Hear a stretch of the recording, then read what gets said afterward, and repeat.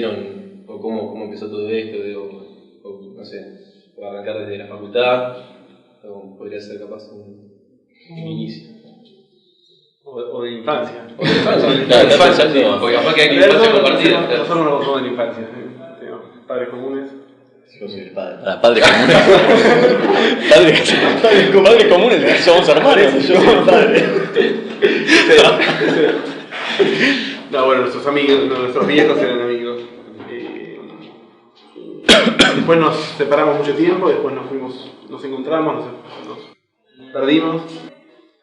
Y en un momento nos hicimos amigos. Otra vez. Y cursamos la facultad casi en paralelo, sin cursar, que no cursamos nada juntos. Sí, historia 2. O 1, no sé, y listo, nada más. Y después empezamos a trabajar juntos. Claro. Después de la facultad. Claro. No hubo un camino en la facultad. Creo que yo le hacía la maqueta a él cuando había entregado yo diseño y al revés, ¿no? Se ayudaban. Para el CBC sí. Cursamos juntos. Y fue al revés. Él no me hacía las maquetas a mí, sino que yo le destrocé una maqueta a él.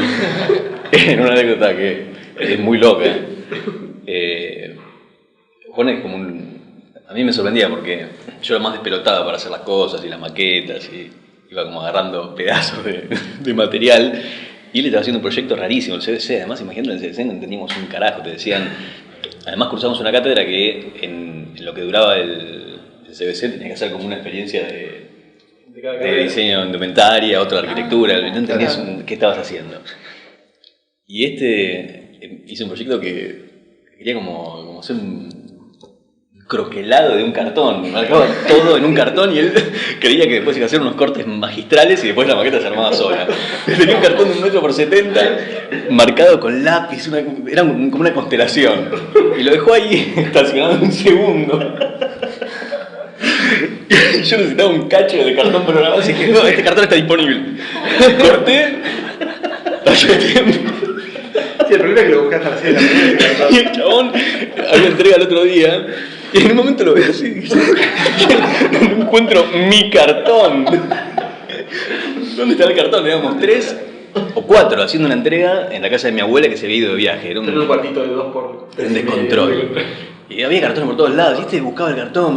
Y bueno, Juan empezó otra vez. No, es imposible. Ahí tenía todo el cartón. Bueno, obviamente no encontró el cartón nunca. Entregó cualquier cosa, le pusieron un 2. Sí. Después, no sé, yo me acuerdo cuando el pibe que le devolvió la nota le dijo, es por tu bien. Juan estaba indignado. Y yo, no, cuando seas grande me lo vas a entender, no sé por tu bien. Bueno, años después. ¿Ya lo entendiste? No. ¿Ya lo entendiste? Y no, está con eso.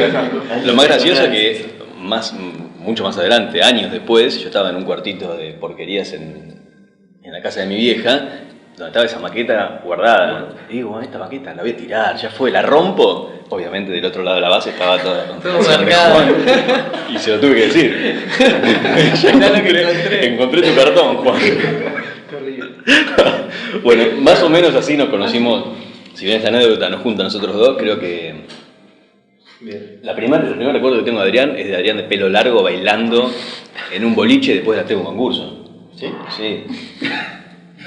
Esa es la primera imagen que tengo de él. Y después del concurso que hicimos en lo de Berdichevsky. Ah, pues yo me acuerdo cuando viniste. Sí, bueno, pero está bien. Nos conocimos por primera vez en el sentido de que empezamos a trabajar juntos en un concurso en un estudio ajeno. Yo era muy mal alumno en la primaria, malísimo. Mi vieja siempre tenía que ir a Jambo, su hijo. No porque era un desastre como mal compañero, nada. O sea, no le pegaba a mis compañeros, nada. No era mal tipo. Lo único que no me gustaba, me aburría, ¿viste? Era una cosa horrible. La pasaba mal en la primaria. Entonces, me acuerdo que mi hija estaba preocupadísima. Terminé la primaria así que como pude. Y me acuerdo que me dice, bueno, ¿qué vas a hacer? ¿Viste? Voy a ir al colegio, bueno. Bueno, me anoto en un colegio que supuestamente estaba bueno, pero había que rendir examen en ese momento, ¿no? Y deja como, no confiaba que yo iba a probar en ese lugar. por otro lado me anotó en otra escuela. Entonces, sin avisarme. Sin avisarme, claro. La segunda opción. Entonces, obviamente fui a rendir el examen ese que tenía que rendir y me fue mal. Me fue mal y no sabía nada, no había aprendido nada en todo el tiempo que estuve en el colegio. Entonces, bueno, empiezo en esa escuela. Yo quería hacer, era un industrial y quería hacer electrónica, ¿no? Entonces, bueno, listo. No entré en esa escuela y me mandaron a otra que era un industrial que tenía construcciones o mecánica. Entonces digo, bueno, los primeros 3 años es como medio básico, ¿no? O sea, todos hacen todo, es común. Entonces, después de esos 3 primeros años tenés que decidir a dónde vas. Y yo todavía seguía pensando que me iba a pasar a otra escuela que tuviese electrónica. Después ya me hice amigo de todos, dije, bueno, no, ni pedo. Casualmente me iba bastante bien en la secundaria. De casualidad. Sí, no tuvo que ir más que porque me querían hacer cortar el pelo todas las veces, pero después el resto venía bien. Y entonces llega ese momento de que había que decidir qué hacía. Ya había decidido que no me iba a ir de la escuela, pero tenía que decidir si hacía mecánica o construcciones. Y todavía no lo sabía, ¿viste? Era una cosa. Después todos mis amigos se fueron anotando en construcciones, a mí no me gustaba mucho ensuciarme las manos, y yo dije, bueno, anoto en construcciones. Pero bueno, seguí construcciones, yo qué sé. Hasta que terminé el secundario y tenía que decidir después qué hacía. Otra decisión. Otra vez más. Claro, y yo dije, bueno, sigo construcciones, ahora sigo ingeniería, listo, vamos a la ingeniería. Y matemáticas no me iba del todo bien. Y la verdad es que dibujaba mejor que lo que sumaba. Entonces, digo, bueno, voy a seguir arquitectura. Y en ciclo básico, después de 18 años terminé la carrera. La secuencia de casualidades. Es una buena historia. Sí. Después de haberme reincorporado varias veces en la facultad y todo. Claro. O sea, sí. Sí, es por casualidad. Es que siempre es así. Yo no sé si tenés una visión Sí, cuando sos salí del más colegio chico. salí como... Sí, Nosotros también hicimos, yo qué sé. en esto que contaba Juan de reencontrarnos después de que nos perdimos un tiempo, nos reencontramos de casualidad en el colegio, en el secundario, a punto de seguir construcciones. Sin saber que eran con nosotros. Claro. Está bueno no saber que sos vos. Pero pasó lo mismo. Y yo cuando empecé el secundario fui industrial porque mi viejo era ingeniero mecánico. Y lo veía con el tablero y dibujando engranajes y me pareció que, ¿ves? La mecánica nos reúne. Yo no hice nada de mecánica. No, pero estabas ahí. Estaba ahí porque no sabía qué hacer. Y yo creo que durante mucho tiempo pensé que el ambiente de la arquitectura tenía que ver con los engranajes. Claro. No sé si tenía como mucha noción de que había como otra cosa dando vueltas. Porque además mi viejo, él no era mecánico, era industrial, pero en un momento en que la UBA no tenía bien definida la ingeniería mecánica industrial por distintos lados. Y mi viejo laburó, entre otras cosas, siempre hizo como los desarrollos tecnológicos en relación a los edificios de Álvarez, de las cosas que se movían. Donde todos los artefactos de limpieza de las fachadas, claro, y del Corte Ingol del San Martín y del plato del Somisa. Bueno, todo eso lo veía mi viejo dibujarlo. Tengo los planos en la casa de mi vieja, los originales. Y medio que me empapé de eso. Claro. Y me acuerdo que el primer año de proyecto que hice con Fer,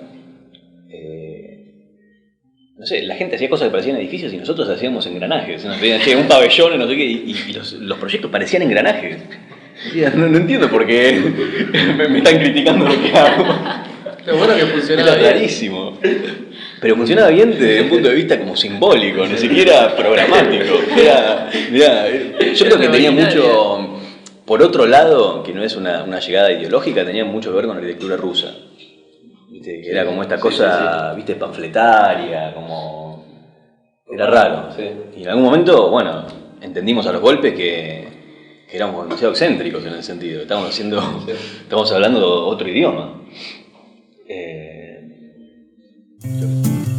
Sí, ¿viste? La manera de enseñar ya es tema, ¿no? O sea, la primera clase, yo me acuerdo en diseño, nos dieron para hacer, creo que, una torre de bañeros. Yo había ido a la playa un montón de veces y dije, bueno, será de fierros, así, no sé qué. Y había pibes que hacían unas cosas que estaban buenísimas, ¿viste? Con unas maderas, ¿no? Yo siempre me acuerdo que después de un tiempo salió el librito de Morfosis. El que decís que te afané. No sé, desapareció. Y ahí había una torre de bañeros. Vieron que, sí. No sé si lo conocen el libro, es muy lindo, pero aparte tenía una torre de guardavidas que estaba buenísima. Yo dije, esto era lo que había que hacer. Después creo que había terminado la carrera. Dije, esto es lo que me pidió. Yo no me acuerdo ni qué había hecho, con unas lonas ahí tiradas. No entendía nada, porque no tenía ni herramientas para empezar a saber qué es lo que estás haciendo. Entonces, como medio una intuición, un poco, no estudiaste nunca arquitectura. Qué sé yo, ves cosas y haces lo que viste, porque no tenés cómo. Sí, Parece ridículo, pero no es joda. En el sentido de cómo... No sé, cómo son las escuelas de arquitectura y cómo se aprende y cómo se enseña, así que eso tiene sentido. Entonces cada vez lo tengo menos claro. Sí sé que, cuando les contaba que para mí la facultad fue dura, que al final después te das cuenta que si le prestás atención a los comandos más estrictos que tuviste, resolviste como unos programas y no te pidieron mucho más. Y resolver el programa creo que ni te acercaste a los problemas que la arquitectura puede hacer suyos. Y creo que podés transitar la facultad entera, De hecho, como resolviendo de una manera tan superficial las cosas. Hay mucha gente que trabaja de esa manera. Sí, es que después del tiempo también te van decantando las cosas y vas entendiendo muchas cosas. Sí. Después, no sé cuántos años pasaron después de terminar. Lo que pasa es que también cuando... Perdón. No, eso, que uno entendés después de mucho tiempo. Sí, bueno, yo por eso tardé tanto. Porque nosotros todos en general. tuve tuve como una maduración dentro de la facultad que la verdad que me sirvió. O sea, por ahí llegué tarde a un montón de otras cosas, pero la verdad que me sirvió como para ir entendiendo algunas cosas que al principio no entendía. Por ahí si me hubiese recibido a los 25 años. Sí, y después muchas cosas... Primero no lo hubiese conocido a ellos porque todavía no habían empezado la facultad, pero... por otro lado, me parece que está bueno por momentos encontrar el tiempo que cada uno tiene. Bueno, esa es una discusión enorme porque... Sí, bueno, la experiencia de Marcos y de Fernando fue distinta porque hicieron como las cosas más ordenadamente. Nosotros tres tardamos un montón. ¿Vos tardaste cuánto? 18. No es joda 18. Yo debo haber tardado 15 años desde que empecé hasta que di el último final. Y eso pasó porque en un momento... Y a vos te pasó lo mismo. En un momento empezamos a laburar juntos. Empezamos a cebarnos tanto que vos veías el panorama de las cosas que te faltaban hacer en la facultad y realmente no le encontrabas mucho sentido. Yo qué sé. Empezás a enseñar, empezás a entender un montón de cosas que pasan antes, ¿no? Es interesante el estar del otro lado también. Creo que se aprende muchísimo. ¿Algún maestro así que le haya quedado como referente, como algo que... compañero? ¿De la facultad? Sí. De cuando ustedes eran alumnos. Mirá, no sé, yo a Javier Sánchez Gómez le tengo un cariño muy grande. Si bien, está bien, tengo una historia muy cercana a él porque trabajé en el estudio de Solsona, estaba en la facultad varios años. No sé, el papel de él en la FADU para mí fue, y creo que sigue siendo. Ya está grande y no va con la intensidad con la que iba antes, pero si haces un panorama así, trato como de poner toda la memoria lisa, digo, cuáles son los momentos en donde, viste, un tipo a través como de un acto de magia me hizo como revisar las propias cosas que estaba pensando, fue él. Y después decís, bueno, pero y la arquitectura que él hizo, ¿no? Además Javier, el estudio de Javier o Solsona es como una banda de esas que duran 1000 años, ¿viste? No es lo mismo el estudio de ellos hace 20 años que ahora, son cosas distintas. Pero él como profesor me parece que tuvo como una insistencia, una coherencia que a mí me voló la cabeza. Creo que esos personajes son los que, viste, dentro de todo ese torbellino que estamos contando como una especie de cómic, haces pie en algo. Y decís, mira, acá hay algo que se puede pensar. Claro. Y refiere a alguien a quien puedes ir y preguntarle cosas. Sí, en general son personajes como también bastante críticos, ¿no? Por momentos, no sé, a mí uno de los personajes así que fue como mi maestro, no porque tuve una relación muy directa, sino que yo cursé toda la carrera, o casi toda la carrera, en la cátedra de Valiero, y era un personaje que hablaba como en otro idioma que de lo que hablaban los docentes mismos de su cátedra.